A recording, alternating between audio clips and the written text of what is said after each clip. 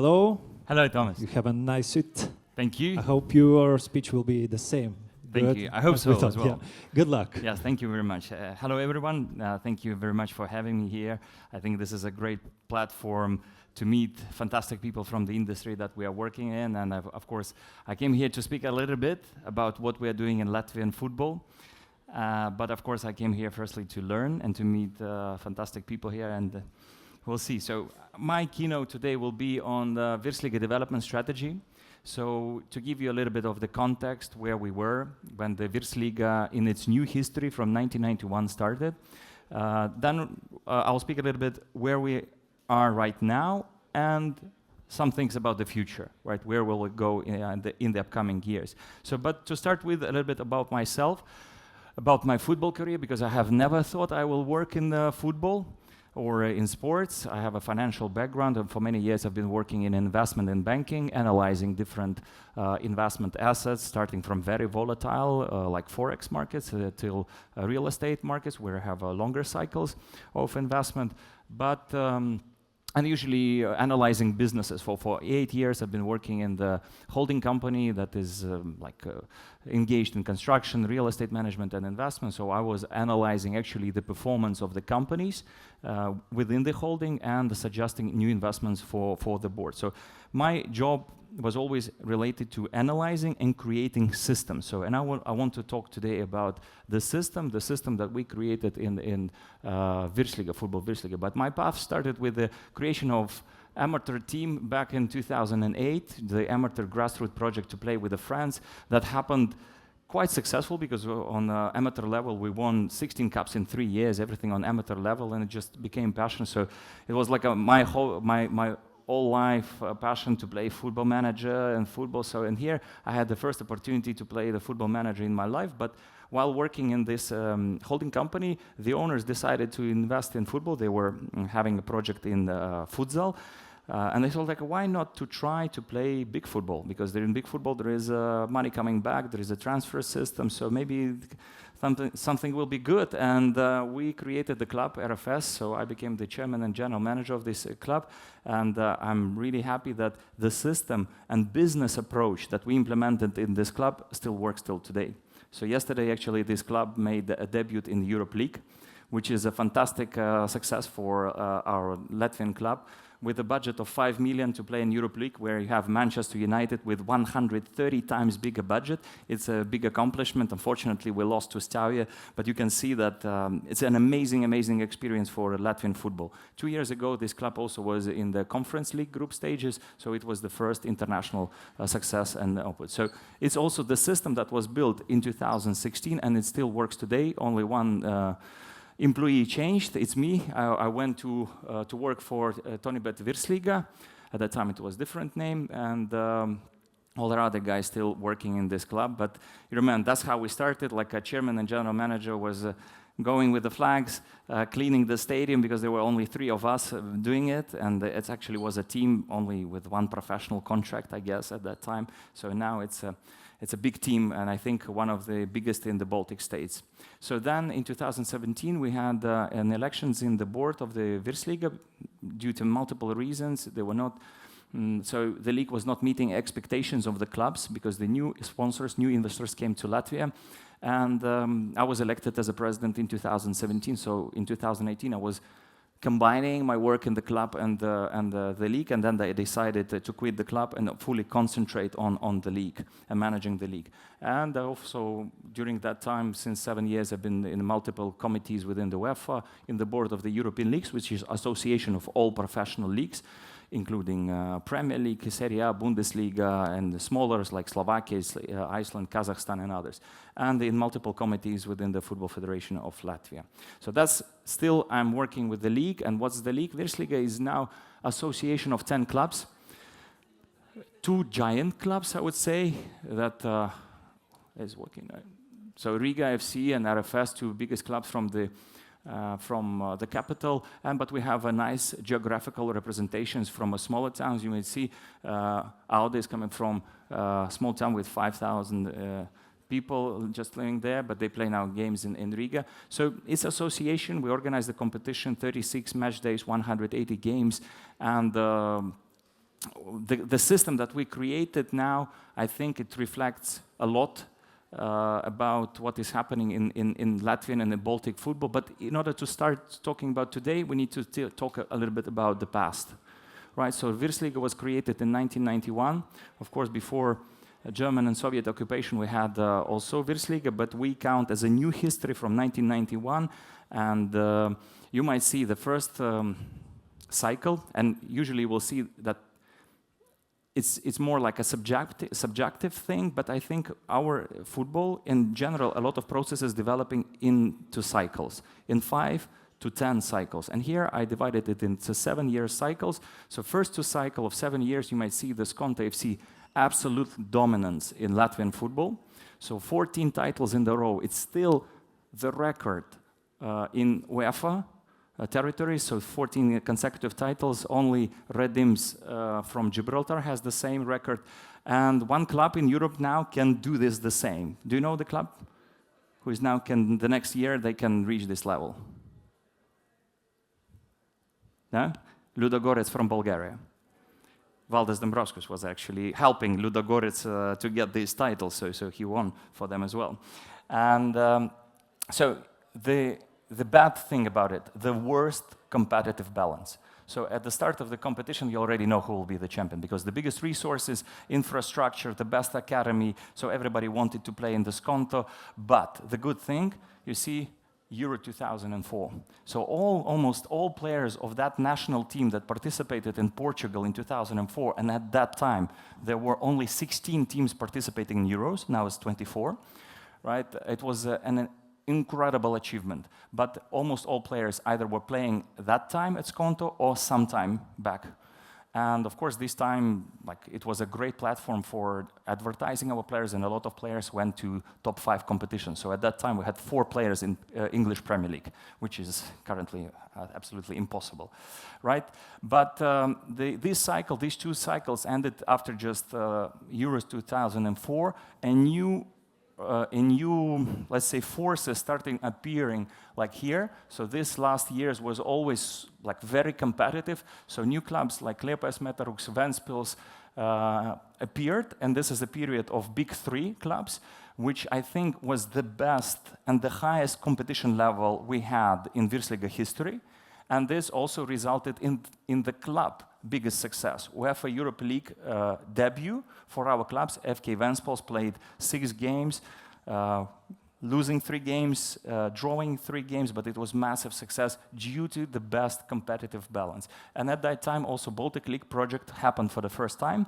So somebody of you maybe remember in 2007, there was created a Baltic League, which was a disaster, related to some problems, teams playing with reserve teams, because there were no incentive. Because it was not a Baltic League competition, it was simultaneously happening with the domestic competitions without any incentive. So the teams played in the reserve teams, then there were some match fixing problems, and everything just collapsed. So to my mind, a brilliant idea that was spoiled by the poor management and without creating a bad system, right, without any incentive. But that period ended with 2013. And here, this is, I would say, the most challenging period of Virsliga history. Match-fixing problems, the extinction of Big 3. So all these clubs, bankrupt, relegated, not restarted new life from the 3rd division. Metalurgs disappeared. The new club appeared on this ashes. Liepāja, Skonto disappeared. Right, due to poor management, due to these actually clubs, like many clubs, they are heavily dependent on the owner's money. So usually our clubs in Baltics are financed either by municipality, for example, like in Lithuania, or by high net worth individuals like Latvia, or by academies and sponsors. So when the problem started in the business for the owners, clubs disappear. And here, this is the time where RFS entered and Riga entered the competition, so the biggest 2 clubs. So this is where the new investors came in, and what's happened? High Latvian players inflation, salary inflation. So the new owners coming, they have a big appetite for the wins. So, and the pool of the players is very limited. So they're trying to chase these players, attracting them to come to the teams. Of course, we know from the economics, short demand, high supply, the prices are going up. So the salaries of the players just doubled or tripled in one season. But the level of the football didn't change. So it got a big pressure on the league, on the clubs, especially on the small clubs. So we had to do something, invent a new system. And this is where the elections happened in the Virsliga. This is where the new board was elected. And this is where we started thinking about the new system of Virsliga. So what we had in 2019, the heritage that we had no CEO, one part-time employee, no office, no documents physically, no strategic plan, budget of 180K, 3 actually revenue sources, general sponsor, streaming rights, and a small portion of federation co-financing of 20,000. Production, all the games production with the 1-2 cameras, no HD, no fan engagement tools, no data, so you don't have a fan engagement tools, you cannot get the data, right? You don't know about your customers, you don't track how the tickets are sold, you don't have fantasy, you don't have other platforms, so no data, no CRM, match fixing issues, unauthorized data collections by third parties. So this was the first thing that we solved, and that's allowed us to get new revenues, and outdated branding and web without the registration and as I said, engagement tools. So those were internal factors, and external. No media market, no sponsorship market, high competition with ice hockey and basketball, no support from the government, poor infrastructure, and one only production company that can produce the games. So it's monopoly. So we don't have a domestic TV deal, the same as here. So we get 0 euros from the broadcaster. So we pay to the broadcasters to produce the game. So when I go to the broadcaster and I say we want to produce all the games, but to show all the games on our platform, because I want to know who is watching my games. I want to collect the data. I want them to come to sponsors and to say, listen, this is a demographic data, this is the amount of interaction, and I want to attract new sponsors. So now they say, no, we are the only company that's producing, and you will pay for 30, by the way, you will pay 30% more from this season. So this is, there was a challenge to break the market. The monopolistic market, as we say, competition is the king. When you have a competition, everything is working well. So the first thing that was needed is to develop a strategy, Virsliga strategy. I had no clue absolutely what to do with the league. I was managing the club, I was also learning at that time. So I went to my office, I put on the whiteboard Virsliga, and I tried to put all the processes that Virsliga is doing, what I could imagine. I started reading a lot. I started thinking a lot about the Virsliga, and I said, we need to change. We need to have unique selling point for the league, because nobody interested and nobody can to say what is the difference between Latvian, Lithuanian, Armenian, Georgian, Bosnian leagues. So they're pretty similar. So they're small leagues that with the small clubs that are not participating in UEFA competition. So you should have a unique selling point. So, and I understood that for us, the best system is to start thinking from the stakeholders' point of view. So if we compare football or sports with a private company, what is the biggest difference? The private companies have several stakeholders. They have government, you need to pay the taxes, you need to be a transparent organization. You have client, the most important stakeholder. You do your services and product for them, and you have employees, right? So this is or shareholders if you have multiple shareholders. In sports, you have enormous amount of stakeholders. You have, for example, in football, there is a government, municipality, FIFA, UEFA, Football Federation. You have club owners, players, referees. You have fans, you have media, you have statistic companies that are gathering. So multiple stakeholders. So what we thought, what the main question is, what does it mean to develop the league? What does it mean? So I asked this question to the clubs. One club said, it's the audience in a digital area. Fair enough. Another said, it's attendance at the stadium. So if the attendance is growing, the league is developing. Fair enough. It's also, but it was not answering all the questions. So we thought like league development is actually maximizing all stakeholders' value and satisfying their needs. For example, we divided all the stakeholders in 3 groups. Environmental stakeholders that define our environment, regulations, formats, and so on. So it's government, Latvian Football Federation, UEFA, etc. The second group are partners. that help us to produce the product. And our product is the games, it's content. We're actually working in the content industry, right? People can watch Netflix or they can go to the stadium or watch our games. So those are media, data providers, clubs, sponsors, players, referees, coaches, and there are consumers.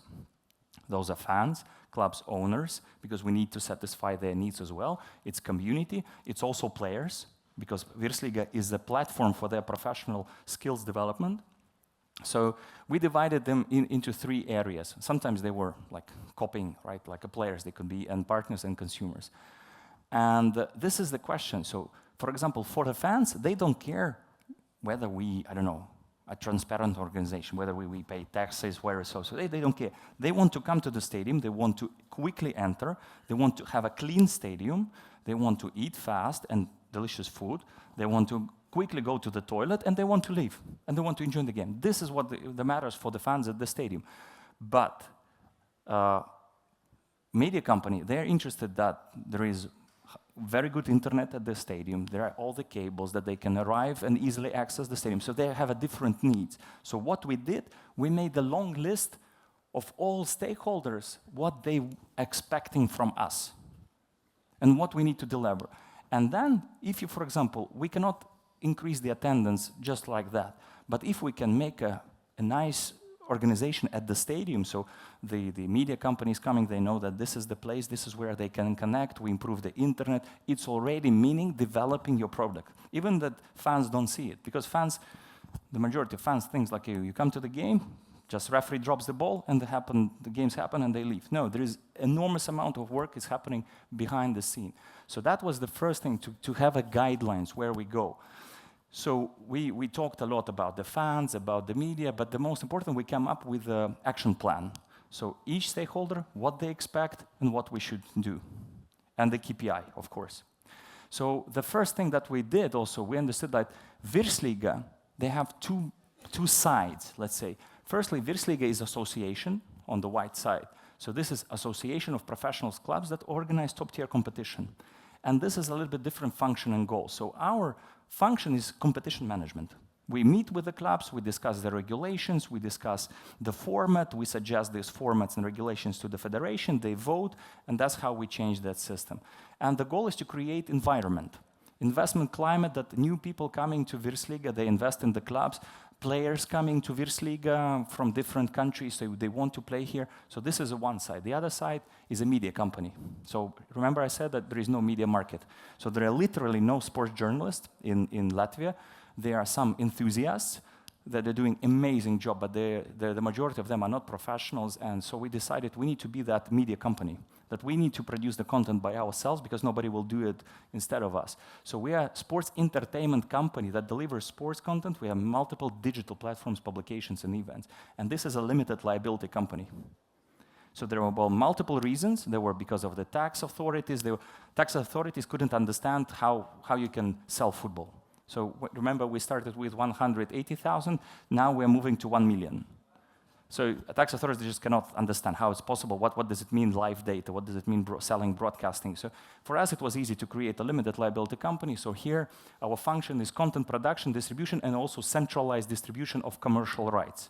So we have an agreement with all clubs that they give us all their commercial rights, and I, through the tenders or through partnerships, I realize these commercial rights on the market. So,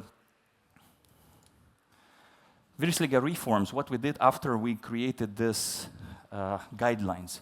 New structure, so 2 companies, association and commercial part. New format, we went from 8 teams to 10 teams, so we had more games. And why it was important? Because we increased our budget by 30%. So because we sell every game to the betting companies, because they collect live data from the stadiums. You maybe saw some guys sitting at the stadium with their phones and laptops and collecting data. So firstly, they were doing it illegally. When I came to the league, I saw these guys and never could understand what they're doing. Then I started calling other leagues, asking questions, receiving answers. So what we did, we trained all all our staff, security staff, we put it in the regulations of the stadium and on every ticket that it's forbidden to collect data, unauthorized data. So we provided the companies with accreditations, and we sold these accreditations. So the more games you have, the more budget you have. Because remember, we started, nobody was giving us money just because we are nice guys. No, we had to make some steps to increase the budget and to produce more content and being more professional. So that was a first step. We increased the number of the games. We received 30% more budget. New regulations for foreign players. Remember I told you that we had a high inflation of the players in 2018. So what we decided, listen, we need to open the market. We need to increase the demand to lower the inflation. And we come up with the format 8-3, so now on the field there could be 8 non-homegrown players and 15 in the squad registration. But in order to make it, the small teams were against that. Why? We are having good academies. It's a problem of big new clubs. They don't have academies. Why we should do that? So it's about the systems, how you can negotiate that. So I come up with the idea, let's implement a tax for foreign players. So the big teams, they want to play in UEFA club competitions, it's understandable.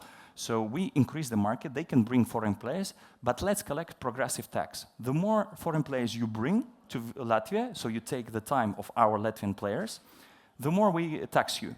So now, for example, for the last season, we got 600,000 euros collected from the big clubs, and we redistributed to the small clubs playing with Latvians under 21. So now everybody's happy. Small teams get the money that they can invest and they can work. The big teams are happy because they now play in Europe League and the Conference League. So this is the system, and everybody is happy. But also this system created that we became the league with the lowest players' average age. So for several years, Virsliga is the youngest league in Europe. So this is a unique selling point. So what I do, I sell the idea that Virsliga, maybe after Denmark and Belgium, because there are top players coming there for them making the first step in the career, but probably Virsliga is now the second tier competition where we have 40+ nations playing in Virsliga. You can come, if you are from Latin America, Africa, Asia, you can come to Virsliga, you can start your career in European football, adapt to the climate, adapt to the system, and 4 out of 10 our clubs are playing in UEFA club competitions. And every year now we sell the players 1 million plus.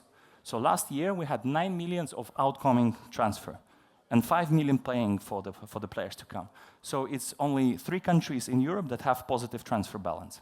So imagine we are the youngest league, we have the positive transfer balance. Every year we sell 1 million euro plus players. Our team play in the Conference League group stage, our team now plays in Europe League stage. So it's already a nice product. Out of nowhere, we created a unique selling point that now we are now distinctive from any other league, small league. But of course, we changed other things, like we produced the new calendar. Now we play with the system 1-2-2 or 2-1-2. So it does mean we don't play more than 2 games per day. We try, because there are some limits, infrastructure and so on. But we play on a lot of games on weekdays, on weekends. We split, so not to overlay the games. It's instantly increased the amount of interactions with the fans, instantly, so they can watch more games. We implemented new production standards, so the more money we received from different revenue sources, we all reinvested in the product. So now we film with 4 cameras minimum, all games in HD. We have the system implemented that streaming that is going from the stadium, it goes to the platform, and this platform automatically cuts the clips with AI. So this is an Israeli startup called WC Sports. So they cut automatically videos, and at the end of the game, it's automatically sends the clips to the national television. So previously, national television was not speaking about football at all, because you need to receive the videos, they will come after 3 hours, nobody wanted to do. Now, automatically videos are sent to the national television, and they show our clips on the news, because they also need the content. So now we have digital audience growing by 300% in the last two years, just because of this new content, and it's fresh and it's quick. Right? The stadium attendance is not so good.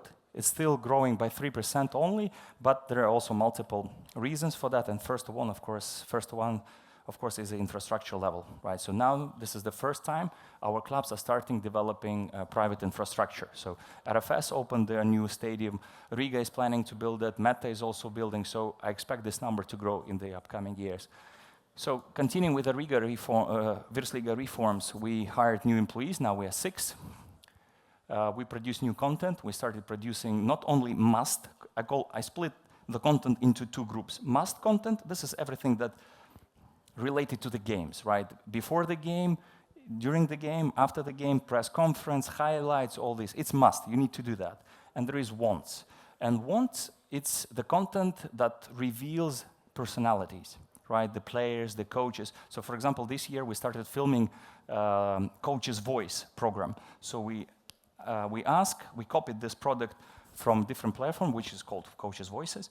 So that was easy. So we asked our coaches to come to the Virsliga office. We have a, let's say, how it's called, a board with the players. So, and then they tell the stories about some memorable game or the game they want. And then they're using their methodology, they're using their term, they're showing themselves how they behave. And it's very interesting content. So that's how you can reveal something new about your coaches. And we film some materials about the players, but I will speak about, because it's a lot about the future, what we want to do with the content. We have new fan engagement tools. We implement in fantasy. And we have a big projects here with the guys from Code Opera, so it's our good partners that helping us to develop all the digital system. We have an idea to develop our own fantasy league because we're not satisfied with the third-party solutions. And even Premier League fantasy, which is really nice product, but they pay 300,000 euros per year for this product, is still not the thing that we want, let's say. We are officially licensed in the Football Manager game. That was my dream, to play Virsliga Futbola. So when we had this opportunity, but we did it, but the most important to provide them with the credible data. So firstly, we need to improve our data credibility to collect correctly the data, and then we officially were licensed, and I'm happy that we prolonged this year for 3 years more. And we are by far the smallest league that officially licensed in this kind of top-level game. There is Gibraltar, but Gibraltar is under a UK agreement, so it doesn't count. Right. So a new commercial agreement. So every year, I secretly add to our commercial agreement with the club some things. Like, we can use this one, they can use this one. So step by step, that we centralize more and more things within the Virsliga, because only centrally we can get more value. If the clubs will go separately to sell their IP rights, their commercial rights, it's difficult. Nobody wants to do that. Everybody wants to come centrally to the league. I'll take everything like this, like streaming rights. And that's why through this commercial agreement, we have this system that clubs provide us with the IP rights of the players. We can use these pictures for the promotional materials, for earning money for the league and reinvesting everything in the product. So budget, 450%, right? We are moving to 1 million in 7 years. We will be there in 2 years, I expect, and probably that will be a ceiling for local leagues, football. I'm not speaking basketball. Basketball in Lithuania is doing an amazing job, and they have always been our benchmark. Official license, like 2,000 players playing fantasy league, full production international streaming deal. It's also an Eastern one, but I'll tell you a little bit later. So how much time we have? Okay. Future steps. So there's 3 main things. So now we have the system, we have a foreign system, we have a nice competition, everything is going well. We have clubs in European club competition, so nice. What we can do? Content, digital ecosystem, consumer, direct to consumer. So content, I said, we need attention, customer attention, so we sell content. We need to produce more and more interesting content, audio-visual, so you can enrich your content with the nice pictures, you can produce better fantasy, so it's super important. But everything goes to the digital era. So I expect very soon, so let me continue with the content. So for us, we are a unique company on the Latvian market. So if you go to the agency, advertising agency, they will tell you, okay, it will cost you for 20K to put your materials for 2 months on these platforms. We produce content 311 days per year. So we have 180 games. You remember, we split these games, 1, 2, 2, so we have more playing games, 101 playing game. We have 246 days of active season. So something is happening in the season, and we produce a lot of content. Our clubs produce content, media produce content, and fan base produce content. So this is our unique selling point, and you may see a lot of numbers, but the most important that you can see the tendency. So not only amount of interactions increased due to good content, due to HD quality, due to automatic cutting videos, due to all of these things. We also, as a Virsliga, engaged in several projects, community projects. For example, we also organized a conference like this 2 years ago in Latvia. We also now have a trivia game, so every month our fans go to the bar to play trivia games, answering questions about Virsliga, and everything branded with Virsliga, so it's all the time reminding that we are in a different places. You can meet Virsliga not only at the stadium or in digital or on our webpage. So the good thing that probably this gives me the more optimism. So in May 2004, we reached 70,000 unique viewers on YouTube. 4 years ago, it was around 10,000. So you see that this is a momentum that we see that there is potentially, there is an audience of around 50 to 70,000 that we can grow, and so, but we need to be smart of what we are doing. And actually on every single platform, we just started TikTok, late, but you know, small organization making small steps. We cannot do everything all at once. But this is good, and the all TV audience is around 18,000 people. So I expect that in all 3 Baltic countries there is around 60,000 people watching football or following football, going to the stadium, sometimes watching it online. No. But all the metrics grew, at least doubled during the last 2 years. Direct to consumer. As I told you previously, there is no broadcasting market in Baltics. So I doubt that there will be a company that will come and say, I want to buy Virsliga for 3 million. For example, if you take Slovakia, in UEFA rankings, we're actually 3 positions away from Slovakia. Slovakia, 8 million market. The local TV deal is around 10 million.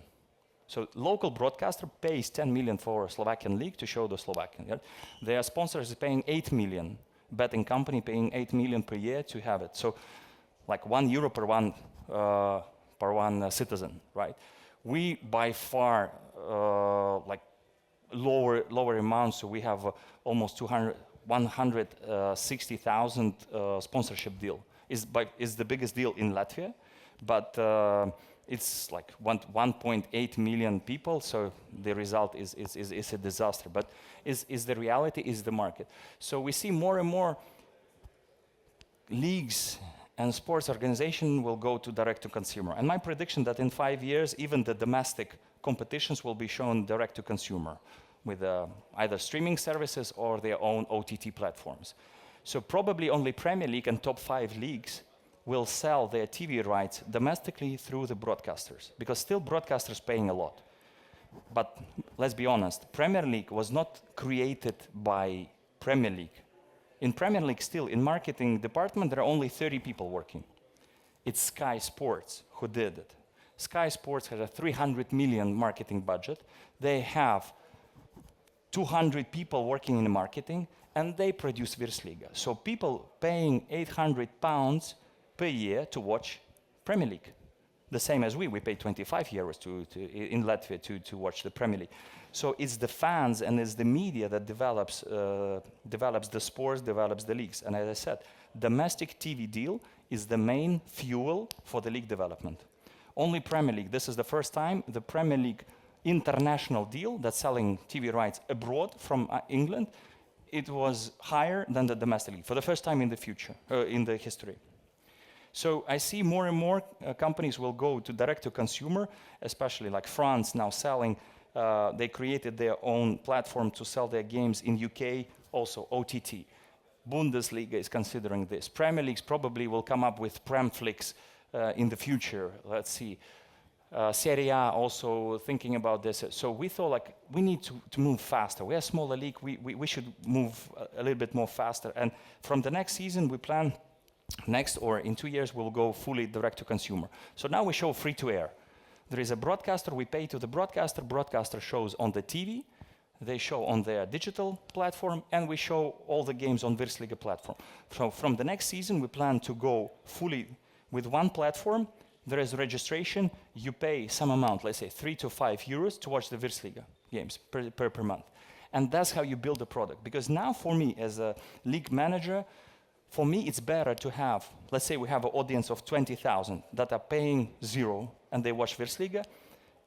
It's worse than I have 3,000 people paying 5 euros and I get additionally almost 100,000 to be reinvested in the product. It's better to have a smaller audience, but I track everything that they love. They're registered on our platform, they're registered on our webpage, and we move closely to the last point, digital ecosystem. That's what we want to create. So we have social media, we have official website. Currently you can watch all the games here, but you will be having OTT platform, you have official app, you have your own fantasy. Currently we're using third-party solution, but we will move to our own fantasy. So with one single sign-on system, so you register in one of these platforms, okay, social media, they're connected, but for, let's say, website, OTT, app, and fantasy, you register and you enter Virsliga digital ecosystem. You can watch the games, you can buy the ticket, you can buy the merch, you can play the games, you can do whatever you want, but we can track what you like. It's not because we want to know who you are, no. It's because we want to understand your customer patterns. We see if you buy, for example, 3 tickets for RFS games, there is a high probability that you are an RFS fan. So we can offer you some materials about how RFS players are doing in fantasy. We can offer you some discounts on tickets. We can offer you some scarves or t-shirts, some merch with a discount. We can improve your experience interacting with the league and with the club. And this system is we're going together with Code Opera. We want to do that in the next, let's say, 2-3 years, because as I said, we are very limited in our financial resources. We're making very small steps. We now finished the official web. We are now starting fantasy and official app product. And we will do that. So we will collect all the data and to make data-driven decisions and fan activations. This is the main idea. And to finish it, so I put it here, the basic, single Baltic market creation. So to my mind, while analyzing what is happening in European football, what is happening in every professional league in Europe, I understand that the gap between us and them is really growing fast. So we can stay with the same level of football, the same level of business activities for forever.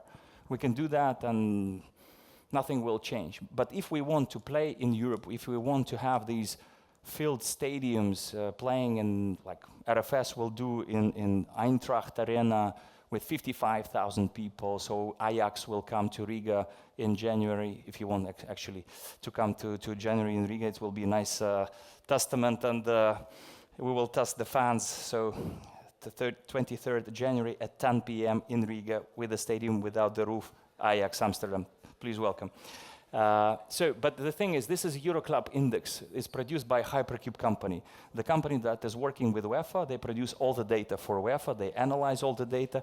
They come up with a new format of the competitions that you experience now in Champions League, Europe League, and Conference League. Actually, they had a little bit idea. UEFA a little bit spoiled that, because they had a Swiss system. In Swiss system, you don't know your next opponent. You win, you're at the top, you get another opponent, you lose, you go down, but you never know your opponent. UEFA did, you know all your opponents till the end. So it's not like as it was supposed to do. But there is an index, so there is 10 clubs from each our 3 countries, Baltic countries, and you may see the same pattern. It's a pattern that's happening in the majority of the countries. Usually, like if we say Ludogorets in Bulgaria, one outstanding club, all others are down. We take Dinamo Zagreb, dominant force, all down. We have a better situation in Lithuania, in Latvia, and in Estonia. We have 2 to 3 to 4 teams that are competitive, that can fight for the title, that they can fight for the UEFA spots. So, and we have a long tail of smaller clubs that cannot compete, and they will never compete, only if the government or like new wealthy investor will come and buy I don't know why, but they will maybe buy them and then invest a lot to compete with them. So my idea, and I think this is the only way to develop, is to create a single market where we can produce a single product. About the format competition, we created a format competition that changes 20% of the games to happen on cross-border level. So these top 4 teams to play not against these tails, because here it doesn't matter. Usually the results are 3-0 and plus. These results doesn't produce or develop the players for the big teams and for the small teams. So I want to have big teams play against big teams at some part of the competition, and then the smaller teams to play more competitive games against them, but at the third stage that these teams will still have a chance to get the UEFA spot. But this is not topic for today. What is important? The single product. Imagine if we can have 60,000 people from all 3 countries with this single sign-on system, with this digital ecosystem at one point. You can watch all the games, you're essentially selling the tickets, you have enormous amount of data that you can dramatically improve customer experience and customer journeys at the stadiums and in the digital environment. With that, I want to finish, and it's time, I guess it's lunchtime already pretty soon. So thank you very much. This is in a nutshell what we did, a little bit about history and a little bit about the future. And I will be happy to answer your questions if you have it right now during the lunch. I will stay here today till the late evening. So thank you very much for your attention. Thank you for your time. Thank you, Maksims, for your speech. Gal turite kažkas klausimų? Would like to ask some questions? All right. Čia.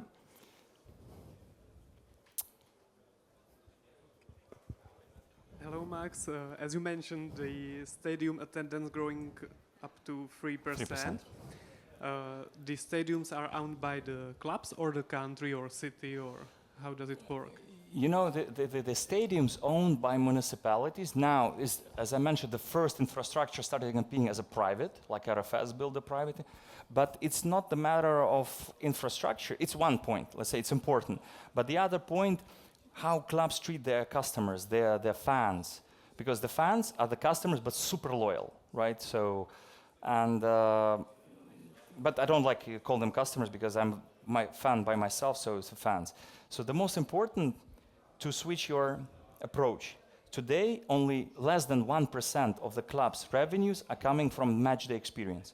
So tickets, merch, everything that's happened in the stadium. So the clubs, the management, if I sit so, and the owner is somewhere like there, so I'm sitting and say, why should I care about the fans? Why should I do additional work to increase from 1 to 2%?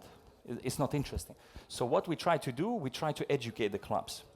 We try to say that, listen, it's a long journey, but you need to build legacy. For example, in Lithuania, there is a Žalgiris, right, with a huge history. So you can use this as a leverage for the fan engagement that we see. Žalgiris was saved by the fans. So this is a big force, and they travel. And so in Latvia, the oldest club playing in Virsliga now is 12 years old. So this is the thing. You need to work hard to build the communities around the club, but it requires work. For example, RFS is doing really well. So they're cooperating with the cat house. They're making photos with the players, with the cats. Everybody loves cats, I guess so. Right, so they're making these community projects. They visit a children's house where the children without the home, without the parents living. So they do things, and they do it naturally, not because somebody pushed them. And this is a nice thing to see. But RFS now has a real community around it. Are you happy with the answer? Yeah, Thank you. And there is one question on the app. How to prevent clubs going bankrupt in a highly owned, capital-dependent environment? You need to build the systems, the correct systems. For example, I mentioned Meta FC. The club is with the best academy. So what's the revenue sources? They have academy. So it's not like a parents paying for their first team playing in Virsliga. No, but they have 1,000 kids playing in the academy. It's the best academy. So sponsors are coming in. So they get the sponsors' money. They're investing in the first team. And it's important for them to have a first team because all the players growing, they need to have a dream to go to the Virsliga and then move further. So they have league fund that they receive because they play with local players. So they receive 160,000 from Virsliga. They receive UEFA Solidarity money, which is increasing. Now they will have 300,000 from UEFA coming for the Solidarity, and you can use this money only in youth development. So it's already 600,000. So it's enough to play in Virsliga and to stay in Virsliga. If you want to compete for the European titles, for the position in the European competitions, Riga has 16 million budget. RFS has 5 million budget, but RFS is now on the first position, Riga on the second position. So money doesn't play football. Great systems, correct people, right people doing the right things. This is by far the most important thing. So it might be sustainable, but without the domestic product that you can sell, that fans actually value it, right? So they can pay like 3, 4, 5 euros, and then you can use this money to build a sustainable system. But it's a long way ahead. Okay, thank you for your answer. And now the final question here. Hello, I have two questions. The first one, what's Virsliga problem with one football app? Why no this season Virsliga in this app? Actually, that happened a little bit. Changes. It's all the time happening. The changes on the streaming platform. So we had 2 platforms, 11 and OneFootball, and 11 was acquired by DAZN, and DAZN has a different strategy, so they don't show smaller leagues. OneFootball, they have opportunity to take all the games, but they choose. We cannot push them to take the games. If they take, we send the stream. We send the stream for all of the games to OneFootball. So I don't know why they're not taking all of the games, but they have this opportunity to do. And second, what's your opinion about Baltic League future? Baltic League, I think, first of all, as I said, like the world without the football federations would be a better world for myself, because football federations, they are mostly political and mostly they are spoiled because of the UEFA money. So, for example, Latvian Football Federation, 15 million budget, 14 million coming from FIFA UEFA. Only 5% of their budget they earn with the sponsorship, and usually it's also betting companies, right?